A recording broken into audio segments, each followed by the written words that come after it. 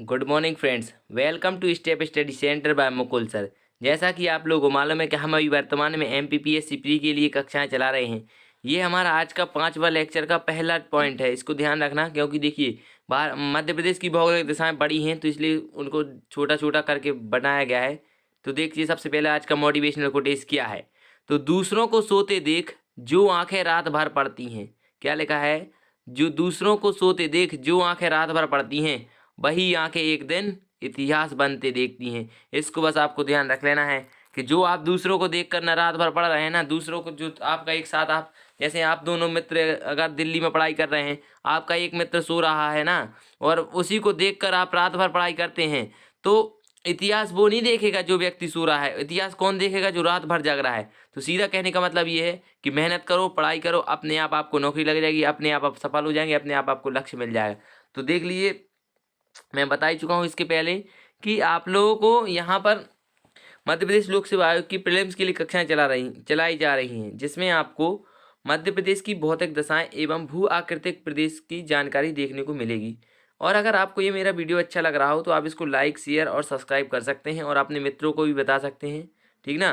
तो मेरा कहने का मतलब ये है कि अभी अभी मैंने पढ़ा कि मध्य प्रदेश सरकार द्वारा मध्य प्रदेश पुलिस की भर्ती को रद्द कर दिया गया है। ये गलत बात है मध्य प्रदेश सरकार की, क्योंकि क्या है कि बच्चों को उनकी जो सीमा है उन तक तो बना रहने दो। क्योंकि एक बार आपने कह दिया कि भाई हम इतने दिन बाद भर्ती खोलेंगे, 3 साल में तो भर्ती खोल रहे हो, उसी को तुम बार बार घुमा रहे हो।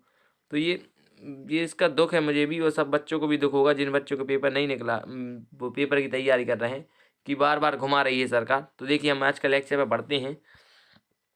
तो सबसे पहले आपने देखा होगा, यहाँ मैप पे ही आ जाते हैं डायरेक्ट। क्या है मैप, देख लीजिए। तो सबसे पहले आपने देखा होगा, जिस भी क्षेत्र से आप मध्य प्रदेश में रहते होंगे, कहीं पर आपने देखा होगा कि आपके गांव या कोई शहर वगैरह में आपने देखा होगा पहाड़ होगा, और कोई इलाका ऐसा होगा कि जहाँ बिल्कुल पानी कुछ नहीं हो, और कोई इलाका ऐसा होगा कि जहाँ पर पानी इतना ज़्यादा होगा कि तुम कहोगे कि यार पानी यहाँ ख़त्म ही नहीं हो रहा। और एक जगह ऐसी होगी जहाँ पर आपको पानी देखने को नहीं मिल रहा होगा। तो वही होती हैं भूअतिक दशाएं एवं भू आकृतिक दशाएं। कहीं आपको बहुत बड़ी बड़ी चट्टानें देखने को मिल रही हैं, तो कहीं आपको बिल्कुल पथरीले मैदान देखने को मिल रहे हैं, या फिर पत्थर डले मिल रहे हैं, या फिर पहाड़ देखने को मिल रहे हैं। तो यही क्या कहलाती हैं? भौगोलिक दशाएं कहलाती हैं।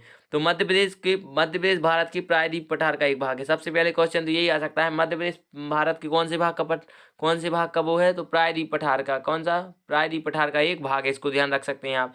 अब दूसरी बात है कि मध्य प्रदेश को भौतिक बनावट को कितने भागों में बांटा जा सकता है, तो उसको भी मैं बता देता हूँ। ठीक है, देख लीजिए थोड़ा, कितने भागों में बांटा जा सकता है। यहाँ अच्छा दिखेगा आपको।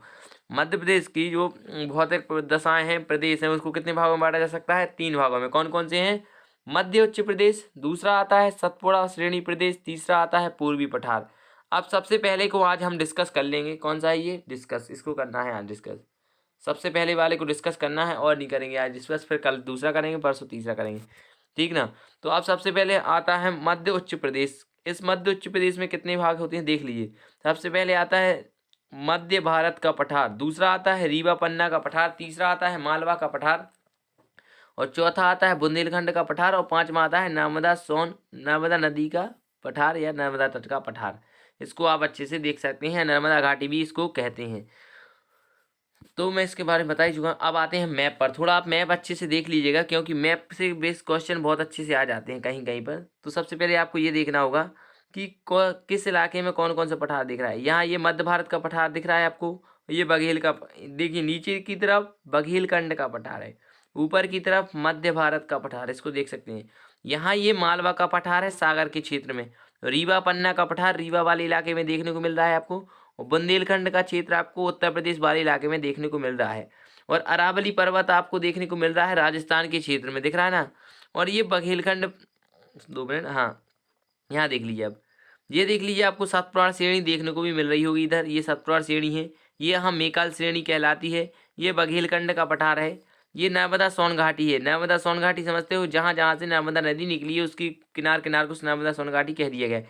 ये राजपीपला श्रेणी है, ये ग्वालियर श्रेणी है, ये महादेव श्रेणी है।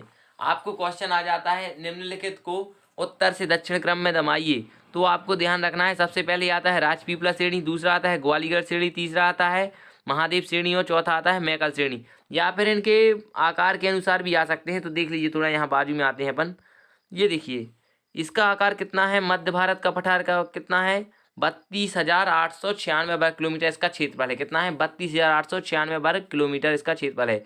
कितने के बराबर होता है, 10.68% के बराबर होता है।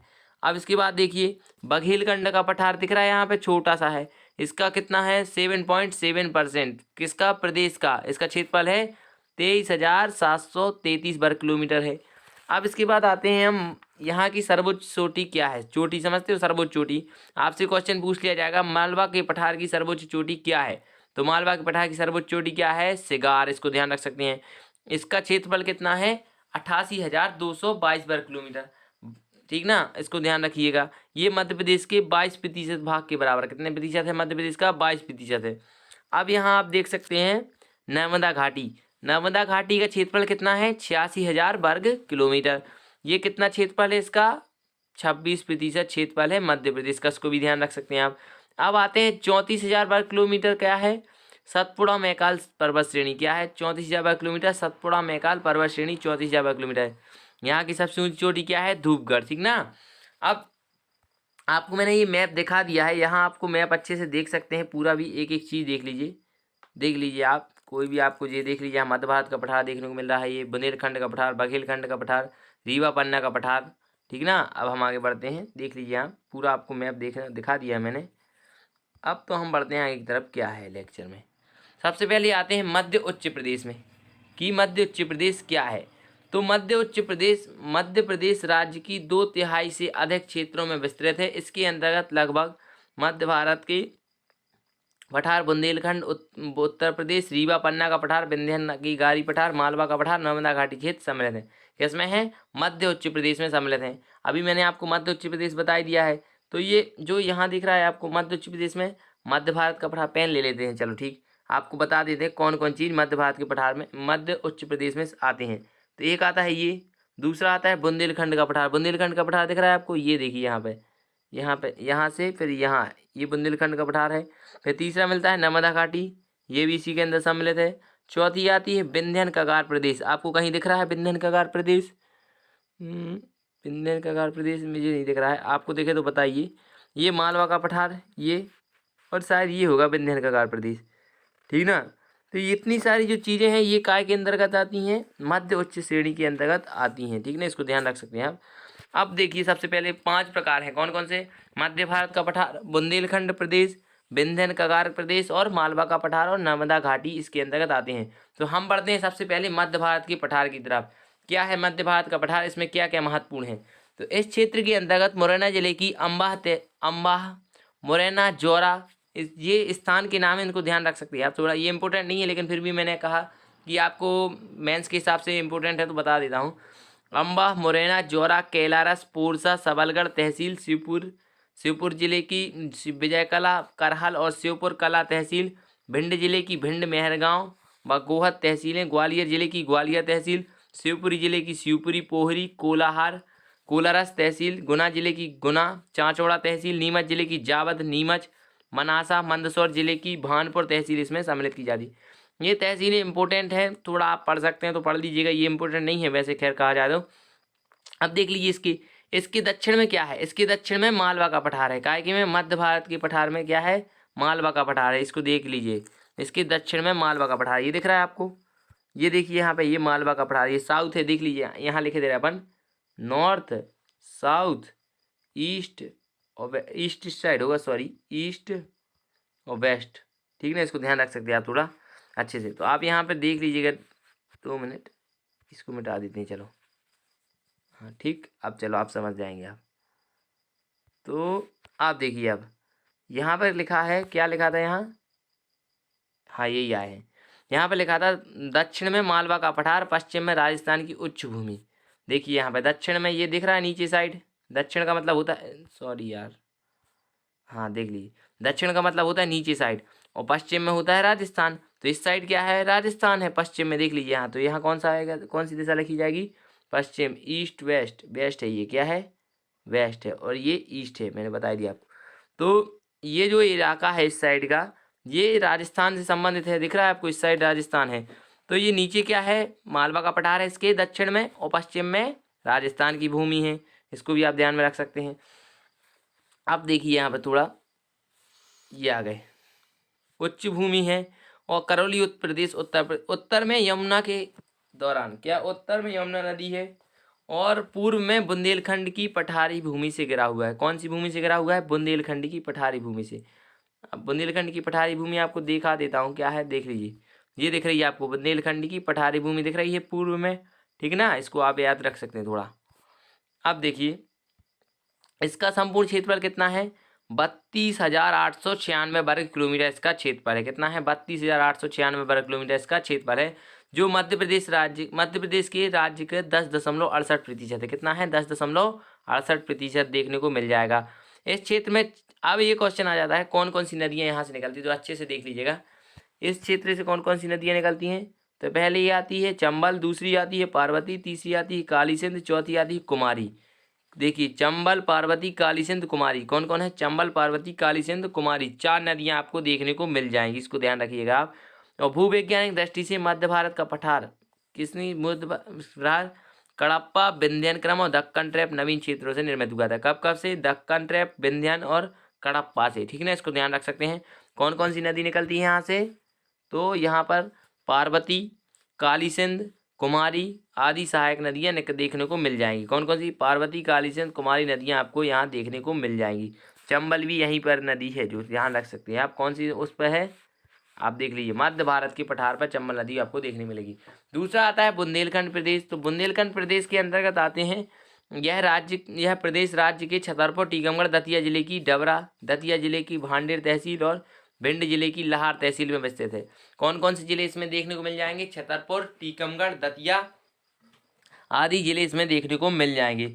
इस प्रदेश का भौगोलिक विस्तार मध्य प्रदेश राज्य की मध्य उत्तरी भाग 24°6', उत्तरी अक्षांश से 26°22' उत्तरी अक्षांश तक है। और प्रदेश में इसका कुल क्षेत्रफल कितना है? 23,733 वर्ग किलोमीटर। इसको भी आप ध्यान में रख सकते हैं, जो राज्य का 7.70% भूभाग है। कितना है? राज्य का 7.70% भूभाग है। इस प्रदेश में सिंध तथा इसकी सहायक नदी पहुज, सिंध तथा इसकी सहायक नदी क्या? पहुज, बेतवा उसकी सहायक नदी दसान। आपको क्वेश्चन ऐसा आ सकता है कि सिंध की सहायक नदी कौन सी है, या फिर जोड़ी बनाने के लिए आ जाएगा, या मैच द करेक्ट आंसर भी आ जाएगा। तो यहाँ एक तरफ लिख देंगे सिंध, एक तरफ लिख देंगे पहुज, एक तरफ लिख देंगे बेतवा, दूसरी तरफ लिख देंगे दसान, एक तरफ लिख देंगे बेतवा, दूसरी तरफ लिख देंगे केन। तो आपको जो ये तो मैं अभी ऐसे ही पढ़ा रहा हूँ ऊपर ऊपर का, जब अपन नदियों पे आएंगे मध्य प्रदेश की तो अच्छी गहराई से पढ़ेंगे। इसमें आपको देखने को मिल जाएगा कि मध्य प्रदेश में जो सिंध है उसकी सहायक नदी का नाम क्या है? पहुज। और जो मध्य प्रदेश की बेतवा नदी है उसकी सहायक नदी का नाम है दसान और कैन। इसको भी ध्यान रख सकते हैं आप। अब आते हैं बुंदेलखंड प्रदेश मुख्यतः पूर्व कैम्बियन युग की दावेदार एवं ज्वालामुखी प्रदेशों से निर्मित है। इन्हें Bundelkhand granite, sorry 2 minute, Mehrauni वर्ग के अब से बिजावर सीरीज, ये एक स्थान के नाम है, इनको ध्यान रखना। क्या है? मध्य प्रदेश के जो ग्रामीण क्षेत्र हैं उनको स्थानीय अजीब टाइप में होते हैं, तो थोड़ा पढ़ने में प्रॉब्लम होती है। बिजावर सीरीज और बिंद शैल समूह कहा जाता है इसको। आपको तो क्या क्या याद करना है, इसको ध्यान रखिए। इसको करना है कैम्ब्रियन युग, नदियों की वो कितनी, कौन सी नदी किसकी सहायक नदी है, फिर बाद में सबसे बड़ा कौन सा वो है, क्या इसको क्या कहते हैं, क्षेत्रफल की दृष्टि से सबसे बड़ा प्रदेश कौन सा है, इसको ध्यान रख सकते हैं आप। प्रदेश का मतलब ये, जैसे ये लिखा है प्रदेश, इसको देखना, नहीं तो आप कहीं और प्रदेश समझ लें, राजस्थान। अब आते हैं विंध्यान प्रदेश पे। विंध्यानगर प्रदेश को रीवा पन्ना प्रदेश भी कहते हैं। क्या कहते हैं? रीवा पन्ना प्रदेश भी कहते हैं। यह प्रदेश रीवा, सतना, पन्ना तथा दमोह जिले और सागर जिले की रहली है। क्या है इधर? रहली। अभी यहाँ रहली से कौन विधायक है बताया आपको? रहली से आपके जो स्वास्थ्य मंत्री हैं मध्य प्रदेश के, वो हैं शायद गोपाल भार्गव जी हैं। वो आप बताइए गोपाल भार्गव जी कौन से मंत्री हैं, ठीक ना, ये आप ध्यान रख सकते हैं। रहली और बंडा तहसील में विस्तृत है, इसको ध्यान रखें। इसका भौगोलिक विस्तार 30°10' उत्तर से 25°12' तक है। कितना है? 30°10' उत्तर से 25°12' तक है। इसका प्रदेश में क्षेत्रफल 31,955 वर्ग किलोमीटर है। कितना है इसका क्षेत्रफल? 31,955 वर्ग किलोमीटर है, जो राज्य का 10.37% भूभाग है। इसको ध्यान रख सकते हैं, ये क्वेश्चन इंपोर्टेंट है, यहाँ देख लीजिएगा। विंध्य कगार प्रदेश के उत्तर में उत्तर प्रदेश, क्या क्या है इसको, ये क्वेश्चन आ जाते हैं। विंध्य कगार प्रदेश के उत्तर में कौन कौन सी चीज़ है, तो उत्तर प्रदेश का बुंदेलखंड, उत्तर प्रदेश व अवध का मैदान, उत्तर पूर्व में दक्षिणी झारखंड का मैदान, दक्षिण पश्चिम में दक्षिण में नर्मदा घाटी, पूर्व में बघेलखंड और मालवा का पठार स्थित है। इसको भी ध्यान रख सकते हैं आप, ठीक है ना। क्या है, मैं मैप पे बता देता, मैप पे बता दूं, अभी रहने दीजिए, चलो मैं आगे बता दूंगा लास्ट में, जब एक बार और मैप दिखा दूंगा पूरा। अब देख लीजिए यहाँ लिखा है मालवा का पठार। मालवा का पठार पर आते हैं तो मालवा का पठार मध्य प्रदेश के मध्य पश्चिमी भाग में स्थित है। इसका विस्तार गुना, राजगढ़, विदिशा, रायसेन, सागर, शाजापुर, देवास, इंदौर, सीहोर, उज्जैन, रतलाम, मंदसौर, झाबुआ, धार और जिलों में देखने को मिलता है। काय का विस्तार है, ये मालवा के पठार का विस्तार है। मध्य प्रदेश में महू के दक्षिण में सिंगार चोटी। क्वेश्चन आ सकता है मालवा के पठार की सबसे ऊंची चोटी का नाम क्या है, तो सिंगार चोटी है। कहाँ है, महू में है, इसको ध्यान रखना। महू, महू किस लिए प्रसिद्ध है, डॉक्टर भीमराव अम्बेडकर के लिए प्रसिद्ध है, ये भी आपको ध्यान होना चाहिए। जनापांव 454 मीटर और धजारी 810 मीटर की ऊंची पहाड़ियां आपको कहाँ देखने को मिलेगी, मालवा के पठार में। अब आता है मालवा पठार को भौगोलिक दृष्टि से दो भागों में बांटा जा सकता है। कितने भागों में, दो भागों में। कौन कौन से, पहला भाग आता है पश्चिमी मालवा पठार, इसको तीन भागों में विभाजित किया जा सकता है। पहला आता है ऊपरी माही अनास पहाड़ियाँ, दूसरा आता है चंबल, छोटी, काली सिंध, बेतवा, बेसन, पूर्वी मालवा पठार। ये आप थोड़े, ये डाउट वाले, डाउट नहीं कह सकते इनको आपको क्या करना होगा, ये थोड़े इंपॉर्टेंट नहीं है, लेकिन मैंने आपको बताया कि ये मेंस की पॉइंट ऑफ व्यू से बहुत इंपॉर्टेंट है, तो इनको थोड़ा अच्छे से पढ़ना। क्या लिखा है, इसको पांच भागों में, कौन कौन सा है, गुना का पठार, दूसरा भोपाल पठार, तीसरा बेतवा बिना बेसन, चौथा आता है सागर पठार और पांचवा आता है दक्षिण पूर्वी मालवा पठार को बताया गया है। अब आते हैं मालवा पठार में अनेक नदियां बहती हैं। क्वेश्चन ये आते हैं, इसको ध्यान रखना, मालवा पठार में ये नदी बहती हैं। पश्चिम से पूर्व में कौन कौन सी नदियां बहती हैं, इनका क्रम जमाने आ जाता, तो इसलिए मैंने ये पश्चिम से पूर्व में लिखी, इनका क्रम लिखा है। अब आप देख सकते हैं कौन सी है, सबसे पहले माही, फिर देखिए यहाँ देख लीजिए माही, चंबल, गंभीर, छिप्रा, छोटी, काली सिंध, निवाज, पार्वती सिंध, वरन, तेदोनी, बेतवा, धसान, बेवर, सोनार आदि नदियां हैं जो कहाँ से बहती हैं, पश्चिम से पूर्व की ओर बहती हैं। पश्चिम से पूर्व की ओर नहीं, मैं इनका जो पश्चिम से पूर्व क्रम इनका जमाया गया है कि कैसी है, ठीक ना। अब आते हैं नर्मदा घाटी पे। क्या है नर्मदा घाटी, इसके बारे में थोड़ा चर्चा कर लीजिए, इसके बाद लेक्चर खत्म हो जाएगा। 2 मिनट। हाँ, मध्य उच्च प्रदेश या दक्षिणी भाग नाम नादी की घाटी से विस्तृत है। कौन सी नाम, नर्मदा नदी के नाम से विस्तृत, घाटी के नाम से विस्तृत है। नर्मदा घाटी प्रदेश के अंतर्गत मंडला, जबलपुर, नरसिंहपुर, होशंगाबाद, रायसेन, खंडवा, पश्चिमी निमाड़, खरगोन, धार, देवास, यहाँ देवास नहीं है, देवास तथा झाबुआ जिलों में शामिल किया गया है। अब सीधी बात, आपको कैसे इसको याद करेंगे आप, जहाँ जहाँ से नर्मदा नदी निकलती है वो इसका सीधा सीधा इलाका है। घाटी का मतलब होता है जिसके किनारे पर बसी हो, घाट नर्मदा है, नर्मदा के घाट है ये, ठीक ना, इसको ध्यान रख सकते हैं। नर्मदा नदी की कुल क्षेत्रफल कितना है, नर्मदा घाटी का कुल क्षेत्रफल कितना है, 86,000 वर्ग किलोमीटर है, जो 27.92% भाग है। कितना है मध्य प्रदेश राज्य का, 27.92% भाग। मध्य प्रदेश, नर्मदा नदी मध्य प्रदेश की, नर्मदा नदी मध्य प्रदेश की महत्वपूर्ण नदी है, जिसकी किलोमीटर में 1079 लंबाई जो मध्य प्रदेश में बहती है, इसको ध्यान रख सकते हैं आप। अंत में कुछ दूर जाकर खंबात की खाड़ी में गिर जाती है। इसके बाद ये कहाँ जाती है, मध्य प्रदेश के बाद गुजरात जाती है। नर्मदा घाटी के उत्तर में मालवा का पठार। क्वेश्चन आ जाता है नर्मदा घाटी के उत्तर में कौन सा पठार है, तो मालवा का पठार। उत्तर पूर्व में विंध्यान कगार प्रदेश और पूर्व में बघेलखंड प्रदेश देखने को मिल जाएगा, और दक्षिण में सतपुरा प्रदेश विस्तृत है।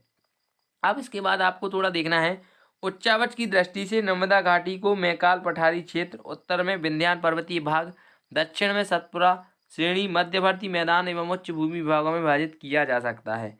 अब नर्मदा नदी की प्रमुख सहायक नदियों के बारे में थोड़ा जान लीजिए, कौन कौन सी नदियां नर्मदा नदी की सहायक नदियां, ये क्वेश्चन आ जाता है। तो सबसे पहले आता है हिरन। क्या है एक नदी का नाम, हिरन, तिंडोनी, बारना, चंद्रकेश्वर, कानर, मान, उरी एवं हथनी किस दिशा से मिलती है नर्मदा नदी में, दाएं दिशा से। कौन कौन सी है, हथनी, उरी, मान, कानर, चंद्रकेसर, बारना और बारनी, तिंडोनी और हिरण। अब आते हैं वे नदियां जो मध्य प्रदेश, जो नर्मदा नदी में दाई ओर से तो मिल गई, अब बाईं ओर से मिलेगी। कौन सी आती है, बार, ये लिखा है बार, शेर, शक्कर, दूधी, तवा, गजल, छोटी, तवा, कुत्ती, कुंती, देव, गोई, बाएं से मिलती हैं, ठीक ना। बस इनको थोड़ा आप अच्छे से याद कर लेंगे ना, तो याद में नहीं करना है, थोड़ा अच्छे से पढ़ लेंगे ना तो समझ में आ जाएगा कौन सी नदी कहाँ से मिल रही है। तो हम थोड़ा एक बार मैप बता दें आपको। हाँ, अब आ गए मैप पे। तो ये आप मैप देख सकते हैं कि यहाँ पूछा जाएगा आपको मध्य भारत के दक्षिण में कौन सी चीज़ें हैं। तो यहाँ पर आपको मालवा का पठार देखने को मिल जाएगा, बुंदेलखंड का पठार देखने को मिल जाएगा, या फिर आपको नर्मदा घाटी देखने को मिल जाएगी, या फिर सतपुड़ा मैकाल पर्वत, या जिस भी ये चीज़ है। आपको सीधी बात ये मालूम होना चाहिए कि ये उत्तर दिशा कहलाती है, ये उत्तर है, ये दक्षिण दिशा है नीचे वाली, और ये पूर्व है। 2 मिनट मिटा दे रहा है अपन, इसको मिटा दे रहा है, पूरी मिटा दो। चलो एक काम करो, ठीक ना। अब देखते हैं अपन फिर से, ये कौन सी दिशा है, उत्तर देखने को मिल जाएगी आपको, इसको आपको दक्षिण देखने को मिल जाएगी, दक्षिण के बाद उत्तर दक्षिण पूर्व देखने को मिल जाएगा आपको, यहाँ ये पश्चिम देखने को मिल जाएगा। बस आपको ये 4 दिशा मालूम हो चाहिए और ये मैप, आपका पूरे क्वेश्चन सही हो जाएंगे, ये मेरी गारंटी है, ठीक ना। तो बस आपको इसको थोड़े से अच्छे से पढ़ लेना है, याद कर लेना है और समझ लेना है। और जो भी आपको डाउट है तो आप हमसे डायरेक्ट क्वेश्चन पूछ सकते हैं कि सर हमें ये डाउट हो रहा है, तो आप हम आपकी मदद कर सकते हैं, तो उसको आप हम करने की कोशिश करेंगे, ठीक ना। तो फिर आप मिलते हैं फिर नेक्स्ट टाइम में। Thanks for watching my YouTube channel step study centre by Mukul sir. अगर आपको लेक्चर अच्छा लगा हो तो इसको लाइक कीजिए, शेयर कीजिए, सब्सक्राइब कीजिए, और अपने मित्रों को बताइए कि भाई फ्री कोचिंग चल रही है तो उसको पढ़ लो थोड़ा बहुत, ठीक ना। मिलते हैं फिर कल के लेक्चर में। जय हिंद।